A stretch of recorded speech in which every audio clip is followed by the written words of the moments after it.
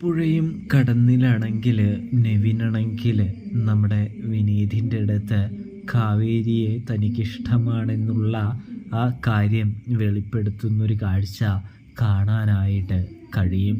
ഇതേ സമയം വിനീതാണെങ്കിൽ പറയുന്നുണ്ട്, എടാ ഇത് വേണ്ടടാ, ഞാനിതിന് നിന്നെ ഒരിക്കലും സമ്മതിക്കില്ല, അനുകൂലിക്കില്ല എന്ന് പറയുമ്പോൾ, എന്താടാ നിന്നെ, അതായത് നിനക്ക് എന്നോട് സൗഹൃദമില്ലേ, ഇഷ്ടമില്ലേ, സ്നേഹമില്ലേ എന്നൊക്കെ ചോദിക്കുന്നു. എൻ്റെ ഇഷ്ടത്തിന് നീ ഒരു വിലയും തരില്ലേ എന്ന് ചോദിക്കുന്നതും കാണാനായിട്ട് കഴിയുന്നു. ഇതേ സമയം വിനീത് പറയുന്നുണ്ട്, എടാ നിൻ്റെ താല്പര്യങ്ങളൊക്കെ എനിക്കിഷ്ടമാണ്, പക്ഷേ ഈ കാര്യം അത്ര ശരിയല്ല.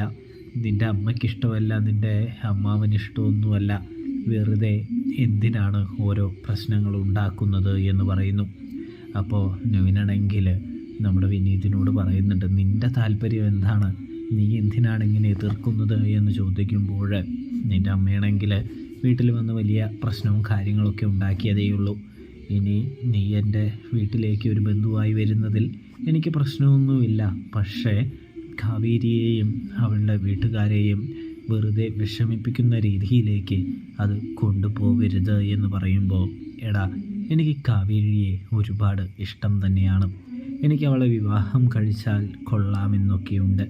എന്തായാലും അധികം വൈകാതെ ഞാൻ ഈ കാര്യം കാവേരിയോട് അവതരിപ്പിക്കും.